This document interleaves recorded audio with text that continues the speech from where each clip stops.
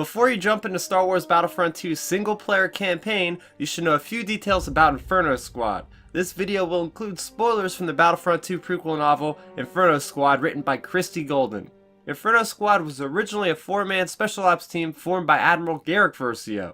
The purpose of the squad was to weed out the corrupt individuals in the Empire so incidences like the first Death Star's destruction wouldn't happen again.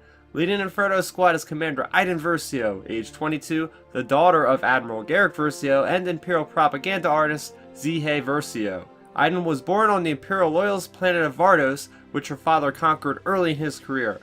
Iden's relationship with her father is cold, and he shows her little compassion.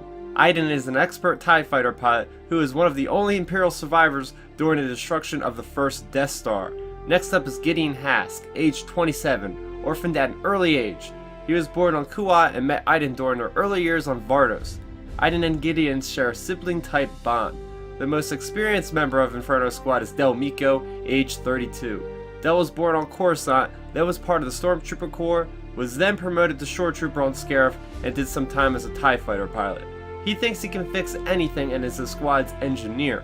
Del is oftentimes a comedic relief to the squad to ease their minds on their critical missions. Rounding out Inferno Squad is Sen Marana, age 20. Sen was part of Naval Intelligence and is the squad's cryptologist, but is also well trained with the sniper. Inferno Squad also uses the ID-10 Seeker droid, which is helpful in a lot of the squad's missions. To get around, Inferno Squad is outfitted with a Raider-class Corvette called the Corvus.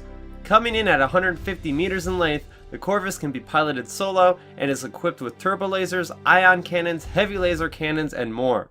Inferno Squad's first major mission was to take down the partisan group, the Dreamers. After Saul Guerrera's demise, his partisans lashed back at the Empire in even more ferocity than before. The partisans are separate from their rebel alliance in that they use way more extreme measures to achieve their goals. Instead of taking the Dreamers head-on, Admiral Versio puts a plan together. Inferno Squad must infiltrate the ranks of the Dreamers in order to find out who is feeding the radical group information about the Empire's movements. Each squad must infiltrate in their own way to gain favor with the Dreamers. Iden fakes becoming a traitor to the Empire in order to be noticed and brought into the Dreamers. Gideon and Del pose as brothers aboard a pirate ship, and finally Sen goes through a physical transformation to become a slave that wants to be liberated by the Dreamers. The planet that the Dreamers call home is called Geosin. The leader of the Dreamers is Steven, who was once a mentor to Jyn Erso as told in the young adult novel Rebel Rising.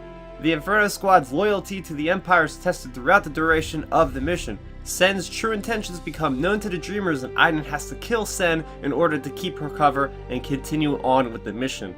It turns out that the character of the Mentor had access to Imperial records, which is what gave the Dreamers such a large success rate on their missions against the Empire. Before Iden dispatches the Mentor, she finds out that he's actually Luxbon Terry from the Clone Wars animated television series.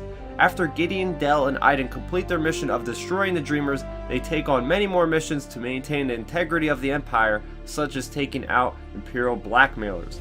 In Battlefront 2, the single-player campaign has Inferno Squad reacting to the destruction of the second Death Star and going on a vengeful mission that bridges the gap between Return of the Jedi and The Force Awakens.